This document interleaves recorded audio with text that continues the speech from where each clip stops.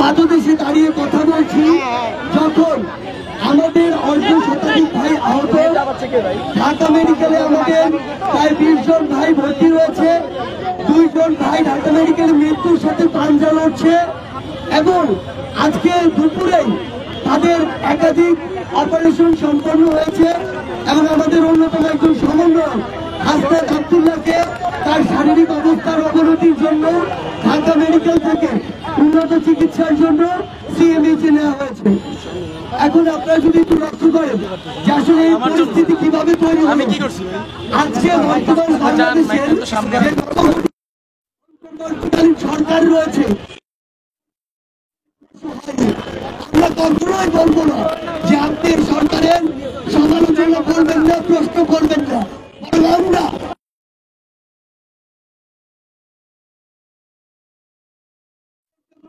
সমালোচনা করতে, প্রশ্ন করতে।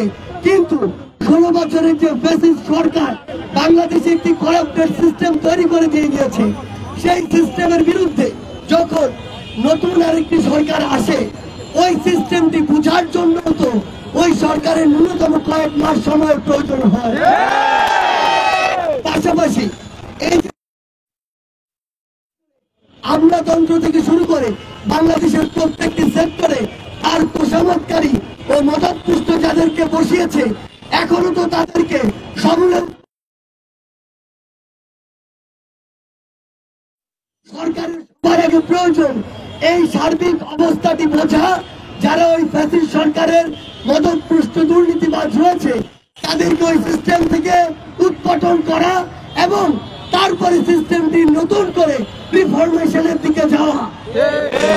সেই জায়গাটিতে আমরা গতকালকে লক্ষ্য করেছি আনসার বাহিনীর নাম করে কিছু সন্ত্রাসী সদস্য, আমরা বিশ্বাস করি ওখানে যারা ছিল তারা আনসার বাহিনীর সদস্য নয়, তারা লীগের সদস্য, যারা তাদের সময় জনগণকে সেবা না দিয়ে ওই লীগকে সেবা দিয়ে এসেছে, যারা যোগ্যতার ভিত্তিতে সে স্থানটিতে না এসে লীগের তোষামত করে পা চেটে ওইখানে এসেছিল।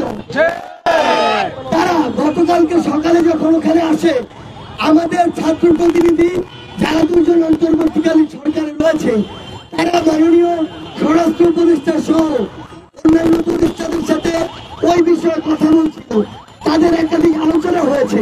এরপরে আমি এবং হাসনাত আব্দুল্লাহ আমাদের স্বাস্থ্য এবং আমাদের যারা আহত ও শহীদ ভাইরা রয়েছেন তাদের বিষয়ে কথা বলতে মাননীয় স্বাস্থ্য উপদেষ্টার কাছে যাই এবং আমরা যখন বাইরে ওই কিছু আনসার সদস্যদেরকে দেখি, আমরা তখন তাদের বিষয়ে কথা বলতে মাননীয় স্বরাষ্ট্র উপদেষ্টার কাছে যাই।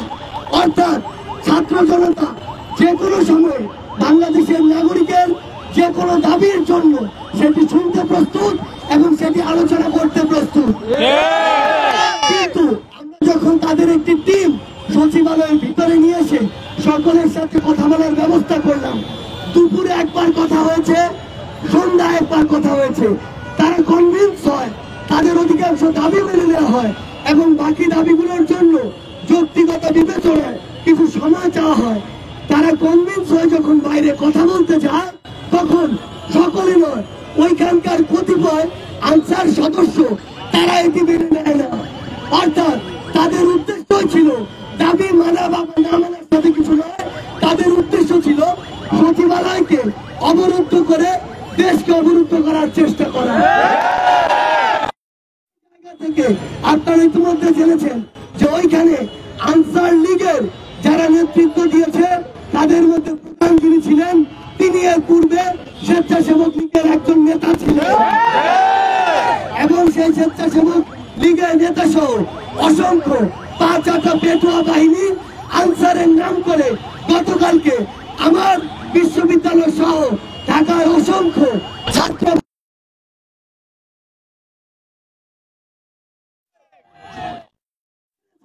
যে এর পূর্বে যিনি এই আনসারের ডিজি ছিলেন তিনি একজন আওয়ামী লীগের মদতপুষ্ট 5-8টা ডিজি ছিলেন। আমরা আমাদের জায়গা থেকে স্পষ্ট করে বলতে চাই, ওই 5-8টা ডিজিকে এই ছাত্রদের উপরে রক্তাক্ত হামলার জন্য অবশ্যই বিচারের আওতায় আনতে হবে। আমরা আমাদের জায়গা থেকে স্পষ্ট করে বলতে চাই, দোসররা এখনো বাংলাদেশের বিভিন্ন জায়গায় বসে বিভিন্ন ষড়যন্ত্র এবং নীল নকশার চেষ্টা করছে, তাদেরকে দ্রুত খুঁজে বের উৎপাদন করতে হবে। আমাদের বার্তা, আমরা কাউকে যোগ্য বা যৌক্তিক সমালোচনা ছাড় দিব না। আমরা মাননীয় স্বরাষ্ট্র উপদেষ্টাকে বলতে চাই, আপনি আমাদেরকে বলুন 5 তারিখ চলে গিয়েছে, আজকে 26 তারিখ, পুলিশ কেন পুরো দমের মাঠে নেই? গতকালকে কেন ছাত্র জনতাকে যেতে হলো সচিবালয় প্রোটেকশন দেওয়ার জন্য? গতকালকে কিভাবে আনসার সদস্যরা আমার ছাত্র জনতার উপরে বুলেট নিক্ষেপ করলো? কিভাবে ওই আনসার সদস্য নামের আনসার লীগদের হাতে অবৈধ অস্ত্র গেল? আপনাদের খুঁজে বের করতে হবে তাদেরকে এই হামলা চালানোর অনুমতিকে দিয়েছে। স্পষ্ট বার্তা, অন্তর্বর্তীকালীন সরকারের কোন একজন উপদেষ্টা যদি তার দায়িত্ব পালনে নিজেকে যথেষ্ট যোগ্য এবং যতটুকু শ্রম দেওয়া প্রয়োজন ততটুকুর উপযুক্ত না মনে করে, তাহলে তার নিজে থেকে এর চেয়ে ভালো একজন অপশন খুঁজে দেওয়া উচিত।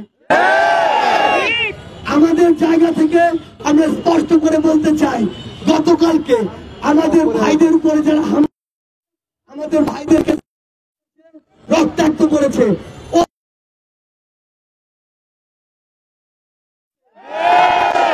যে সকল আনসার লীগের সদস্যরা গতকালকে চক্রান্তের সাথে জড়িত ছিল এবং গতকালকের এই যে প্রোগ্রামটি ছিল এটিকে একটি চক্রান্তে নিয়ে যাওয়ার জন্য যারা ওইখানে সক্রিয় অংশগ্রহণ করেছে তাদেরকে এই সকল প্রকার আনসারের সুযোগ সুবিধা থেকে অব্যাহতি দিতে হবে।